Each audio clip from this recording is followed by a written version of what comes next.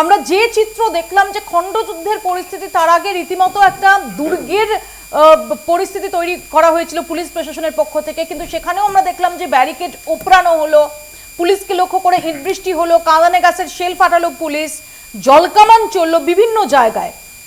আপনি সার্বিকভাবে এটাকে কিভাবে ব্যাখ্যা করবেন?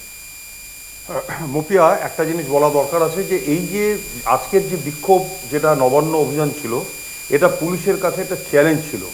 কারণটা কি বলি আপনাকে, আমরা যেটা পুলিশ থেকে যেটা করি সেটা হচ্ছে যে কোনো যদি ধরুন একটা পলিটিক্যাল পার্টি যদি ডাকে, তার নেতৃত্বের সাথে কথা বলা যায় এবং তো আমরা বুঝতে পারি যে অমুক অমুক জায়গা থেকে আসবে, তাদের নেতৃত্বটা বোঝা যায়। কিন্তু এদের নেতৃত্বের সাথে পুলিশ, রাজ্য পুলিশ কিংবা কলকাতা পুলিশের পরিচিতি ছিল না, কিংবা এদের সেই রকমভাবে যে সিগনিফিকেন্ট যে ক্যাপ্টেন যাদেরকে বলা যায় লিড করে নিয়ে যাবে, এরকম কেউ ছিল না। এবং যার ফলে হচ্ছে কি, কোনখান থেকে কাদের সাথে কথা বলে এটাকে সুন্দরভাবে করা যেতে পারে সেই রকম একটা পরিস্থিতি কিন্তু রাজ্য পুলিশ পায়নি এবং কলকাতা পুলিশও পায়নি।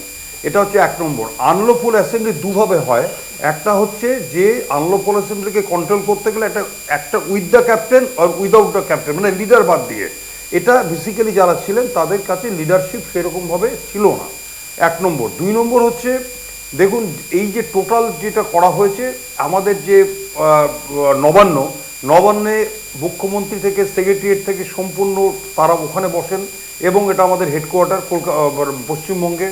সুতরাং একে কভার করার জন্য, একে সুরক্ষিত করার জন্য সার্বিকভাবে রাজ্যের পুলিশ এবং কলকাতা পুলিশ থাকবে, এটাই বিবেচ্য। কিন্তু ঘটনা হচ্ছে যে যেইভাবে প্রত্যেকটা জায়গাগুলো যে কভার করা যে হয়েছিল, এর অনেকগুলো, যেমন কলকাতা পুলিশের যে জায়গাগুলো 144, কিন্তু এখানে এই নবান্নের অনেকগুলো সেক্টর আছে, সেই সেক্টরগুলোকে প্রত্যেকটা জায়গা কভার করার জন্য পর্যাপ্ত পরিমাণে পুলিশ ফোর্স আমার নিজস্ব ধরনের একটু কম ছিল। আমি আসবো এই প্রসঙ্গে।